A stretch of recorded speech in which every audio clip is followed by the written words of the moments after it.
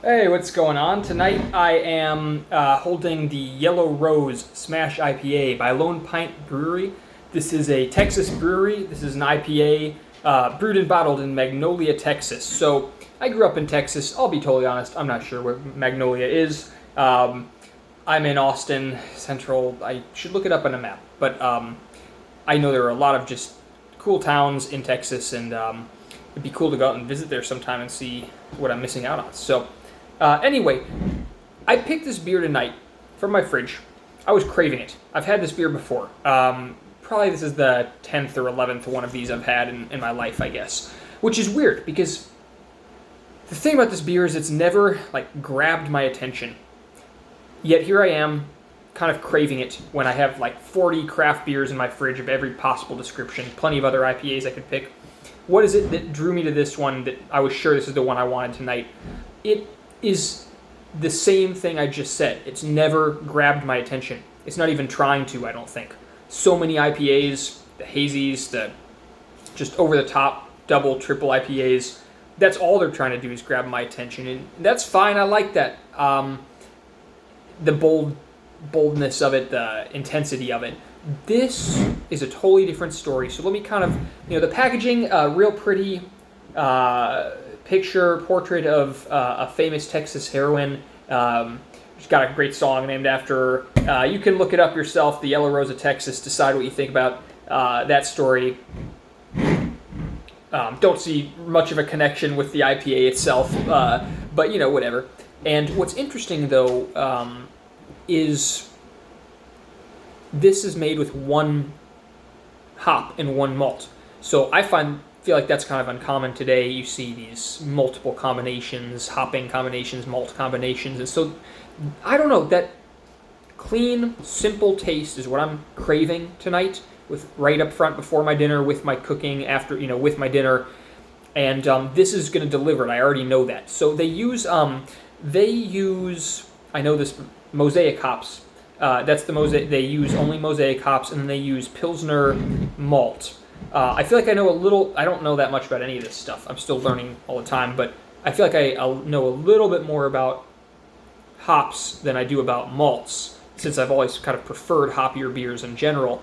That's just sort of the natural consequence. But I assume Pilsner malt is what you make Pilsners with, and Pilsners are very clean and delicate, and that's how I would describe this IPA. For an IPA, it is clean, very delicate, and that's just what I'm craving. So before I open it up, just looking at any other, I like to talk about how the packaging feels. I don't know, anything else I see, just their description of the taste. It says tasting notes, chalk white head with a very clean malt backbone. The hops impart pleasant grapefruit, pineapple, and blueberry flavor and aroma. A strong beer that is extremely quaffable. Well, strong, to me, I don't feel like this is a strong beer. It's 6.8%. I feel like it's a standard IPA. It's exactly what I'm looking for. But then again, I guess compared to Bud Light and stuff like that, it's going to be much stronger. So, what else would I say about this? It's a bigger bottle. It comes in a very attractively packaged 4-pack, cardboard 4-pack. This is the last one I've got. It almost sort of feels like an event when you buy it, and I like your little note on the side, like now you can drink alone or something like that. It's okay to drink alone or something, which, since I just love trying out these new beers, I never need to be reminded of that. But what else would I say? They're small. They're talking about being a grassroots, distinctively local Texas, tasty, hoppy, and quaffable. They use raw whole cone hops, so that's different in some cases. A lot of people most people, I think, use hop pellets. So raw whole cone hops. Wait, that's actually crazy. I wonder if they mean wet as in fresh picked. I don't think that's what they mean, because I just was learning about this. I get, wet hops just picked. I think they go bad really quickly or something, like a day or something like that. So you have to dry them. But they probably mean raw, dry hops rather than, because they say whole cone. That's cool, rather than the hop pellets. I don't know. It's not like I mind if they're in the pellet form. A lot of great beers made that way. It's just interesting. And they use the same raw whole cone hops, the Mosaic, for every stage of their brewing of this beer. The bittering, the flavoring, aroma, and dry hopping. That's interesting, right? I mean, that's unusual. in craft beer. I still feel like that, not like it's rare, it's just the opposite of what I think of. Most people going for crazy multiple hop combinations. And they also say that they use the renewable energy by feeding their grain to the local dairy farmers' cows. I don't know, I kind of like that. And they're bragging, craft brewing is an American institution. Our brew house and tanks are from Nevada, our boiler from Pennsylvania, our kegging machine from California, our chiller from Oregon, and our mill from Canada. Close enough, eh? Point being, we kept the love at home, doing our part to ensure that craft brewing will always remain an American institution. So, okay, whatever. I'm just here to drink the beer today. What else do I want to say? Just that this is I feel like a lot of Texan craft beer fans do consider this an important beer to our community. Now, I don't know if that's true, but I can see where they're coming from because I'm sorry, not that I'm saying I don't know if it's important. I just don't know if that's true about I'm not like a member of a beer drinking community in Austin, but I do know that I've seen references that this is a beer that Texas is an IPA that Texas is proud of.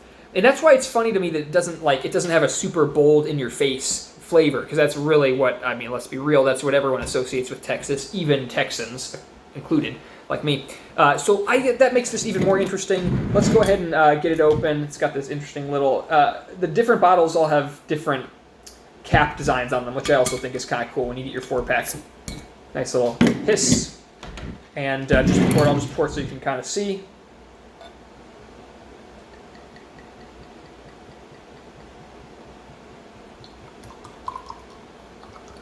Get a little head on there. Oop. Uh-oh. Yeah, there we go. So, chalk white head indeed. Chalk white. Beautiful color. I mean, it looks probably pretty orange if you're looking at it. Oh man, it's just pretty. Very pretty. It kind of looks even more intense than it actually tastes. It's more laid back than it looks, I feel like. It just smells like clean hops, fresh. They say grapefruit. Yeah, I can see that. Just grassy, grapefruity. I love that. That's probably one of the things that got me hooked on IPAs years ago. Oh man. Oh, that was exactly what I was looking for. Woo! Isn't it just like so nice when you know the exact beer you want to drink and you nail it? You're like, there's so many others I could choose. Am I sure? Am I sure this is the one?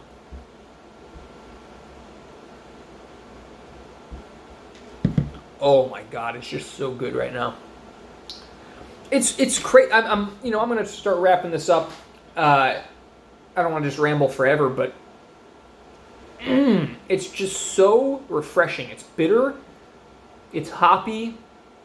It's not crazy though. It's an IPA, a very good one. It's a balance. I think that's the word I'm looking for. It's a really balanced beer. Whew. And balance in an IPA and a craft IPA, we all know that's kind of hard to find. That's not even always what we're looking for. It's an adventurous style.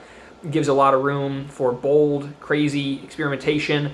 This one, oh my gosh, is so... Gosh, it's so good. It's clean, bitter, refreshing, tasty, and balanced. So, like I said, this might be the 12th one of these I've had. I think I've had 3 4-packs in my life. I can almost remember each one of them. And this might be the first time that I ever just really wanted this beer really badly. And it just delivered just now. I think the mistake I've made in the past is to grab this as like a very strong character IPA. I mean, it has a lot of character, but like those kinds I'm talking about, like the unbalanced, crazy, wild IPAs, this is nothing like that in my opinion. Much more balanced, easy to drink. If you like that IPA taste, it's classic, I think, restrained, and so highly recommended. Again, the Lone Pint Brewery Yellow Rose Smash IPA. What makes it pretty distinctive: small Texas craft IPA made with one hop only, the Mosaic hops. and they're like whole cone, so not pellets, I guess, not powdered. And it's also made with just one malt, so very simple, clean, delicious. Highly recommended, okay? I'll catch you in the next review. Don't forget to subscribe. More reviews coming. My fridge is freaking full of crazy stuff right now. Talk to you again soon.